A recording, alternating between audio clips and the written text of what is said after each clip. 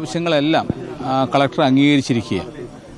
10 ലക്ഷം രൂപ കുടുംബത്തെ സഹായമായി നൽകണമെന്ന് നിർദ്ദേശിക്കുകയും അത് അടിയന്തരമായി ഇന്ന് തന്നെ നൽകാനുള്ള തീരുമാനമെടുത്തിട്ടുണ്ട്. DFO അതിൻ്റെ ചെക്ക് ഇപ്പോൾ തന്നെ നൽകുന്നതാണ്. അതോടൊപ്പം തന്നെ ഈ മേഖലയിലെ കാട്ടാന ശല്യം അത് പരിഹരിക്കുന്നതിന് ശാശ്വതമായി പരിഹരിക്കുന്നതിന് വേണ്ടിയിട്ട് ട്രെഞ്ച് താത്തണമെന്നുള്ള നിർദ്ദേശം വന്നു. അത് റേഞ്ച് ഓഫീസറുടെ സാന്നിധ്യത്തിൽ നാളെ തന്നെ അതിൻ്റെ നിർമ്മാണ പ്രവർത്തനങ്ങൾ ആരംഭിക്കുമെന്നും കളക്ടർ ഉറപ്പു നൽകിയിട്ടുണ്ട്. അതോടൊപ്പം തന്നെ ഒരു പാവപ്പെട്ട നിർധന കുടുംബമാണ്. ആ കുടുംബത്തിലെ ഒരു അംഗത്തിന് സർക്കാർ ജോലി നൽകണമെന്നുള്ള ആവശ്യം വരികയും അത് ഗവൺമെന്റിന്റെ ശ്രദ്ധയിൽപ്പെടുത്തിക്കൊണ്ട് തീരുമാനം ഉണ്ടാക്കാമെന്ന് കളക്ടർ ഉറപ്പു നൽകിയിട്ടുണ്ട്. ഫെൻസിംഗ് ഉൾപ്പെടെയുള്ള കാര്യങ്ങളിൽ 21-ാം തീയതി പണി തുടങ്ങുവാനും അത് എത്രയും വേഗം പൂർത്തിയാക്കാനുള്ള തീരുമാനവും എടുത്തിട്ടുണ്ട്. ഇവിടെ ഒരു RRT സംഘത്തെ നിയോഗിക്കണമെന്നുള്ള ആവശ്യമുണ്ട്. അതുകൂടി ഉടനെ തന്നെ പരിഹരിക്കാം എന്നുള്ള വാക്കും കളക്ടർ നൽകിയിട്ടുണ്ട്.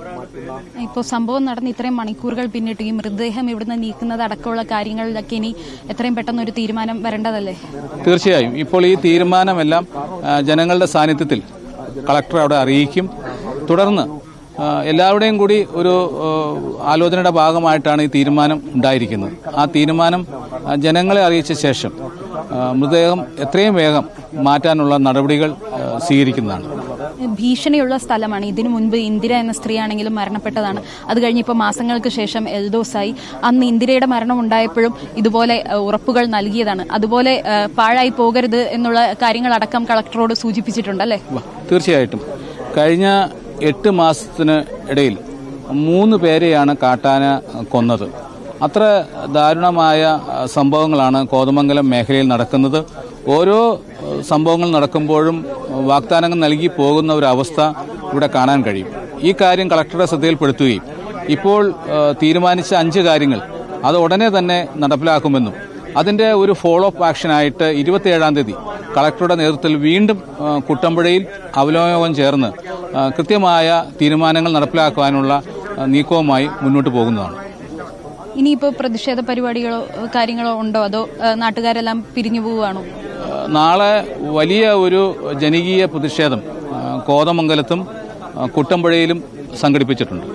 ഹർത്താലാണ് കോതമംഗലത്തും കുട്ടമ്പുഴയിലും ഉള്ളത്.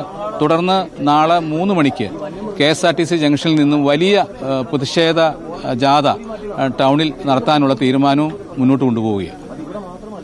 സായികുമാർ, കാര്യങ്ങൾ വ്യക്തമാണ്. തങ്ങൾ ഉന്നയിച്ച ആവശ്യങ്ങളിൽ പലതും നേടിയെടുക്കാൻ ഈ പ്രതിഷേധത്തിലൂടെ സാധിച്ചിട്ടുണ്ട്. ഇനി എത്രയും പെട്ടെന്ന് ഈ മൃതദേഹം ഇവിടെ നിന്ന് നീക്കണം. ഇൻക്വസ്റ്റ് നടപടികൾ അടക്കം നടക്കേണ്ടതുണ്ട്. കൂടാതെ നാളെ ഈ പ്രദേശത്തെല്ലാം തന്നെ ഹർത്താലാണ്. വലിയ ജനരോക്ഷം നാളെയും ഉണ്ടാകും.